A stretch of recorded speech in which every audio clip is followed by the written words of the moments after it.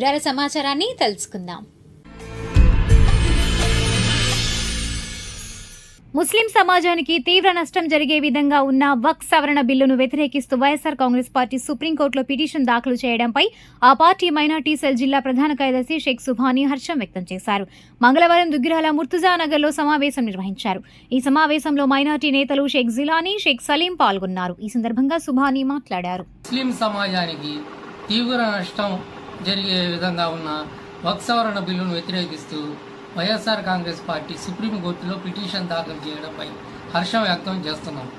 నిత్యం ముస్లింల సంక్షేమాన్ని ఆకాంక్షించే మాజీ సీఎం వైఎస్ జగన్మోహన్ రెడ్డి గారు ముస్లిం మైనార్టీల హక్కులను హరించేలా ఈ చట్టం ఉందని అభ్యంతరం వ్యక్తం చేసి వక్ఫ్ బోర్డు బిల్లును వ్యతిరేకించడం అభినందనీయం. దీంతో ముస్లింల సంక్షేమంపై ఆయనకున్న చిత్తశుద్ధి మరోసారి రుజువైంది. ఆయనకు ముస్లిం సమాజం అంతా అండగా ఉంటాము. వక్ఫ్ బిల్లు విషయంలో తెలుగుదేశం ద్వంద్వ విధానాలను అనుసరిస్తుంది. కేంద్రంలో భాగస్వామిగా ఉన్న నారా చంద్రబాబు నాయుడు గారు వక్ఫ్ బిల్లుకు మద్దతు ఇవ్వడం ద్వారా ముస్లింలపై వారి వైఖరి